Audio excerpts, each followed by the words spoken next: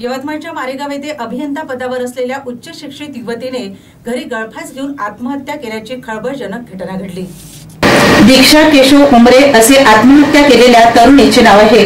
शहरातील वार्ड क्रमांक 16 मध्ये वास्तव्यात असलेले केशव उमरे हे आरोग्य विभागात कार्यरत होते। 4 महिन्यांपूर्वीच त्यांनी सेवानिवृत्ती घेतली होती। त्यांना 2 मुले आहेत। मृतक ही औरंगाबाद येथे खासगी कंपनीत अभियंता म्हणून काम करीत होती।